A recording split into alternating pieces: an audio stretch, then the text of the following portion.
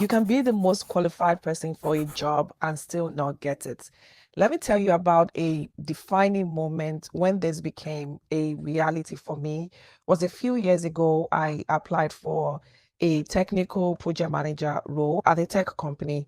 I had the first conversation with the recruiter, and she told me she was so excited to interview me. She told me I was one of the most qualified candidates, and she is excited for me to move forward. Now, mind you, I have a bachelor's degree, I have a master's in information technology, and I have an MBA, and I'm PMP certified. So confidently, and I had experience. So confidently, I moved forward in this interview, and I got to the final stage. I was so sure I was going to get this job. I was surprised when I got the email that they're moving forward with someone else. I was so sad to the point that I couldn't just accept that news just like that and let it go. I reached out to the recruiter and I asked that I know your team usually don't give feedback on interview, but I want to know what went wrong so that I can do better next time.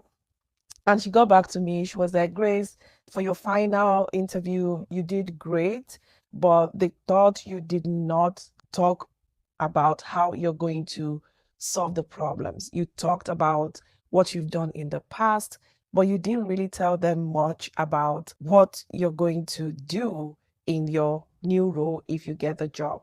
This was something that the other candidates that they decided to go with did a very good job of articulating how he or she was going to provide solution. And this changed how I interview. I switched from telling interviewer my skills and my experience to switching to a problem solver mode.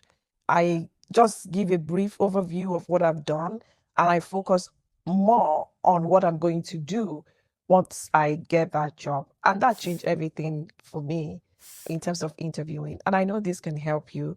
If you're interviewing, don't just talk about your skills, your qualification, what you've done in the past. It's good to touch on those, but also focus on how you intend to solve their problem. The only reason companies hire people is to come and solve a problem for them.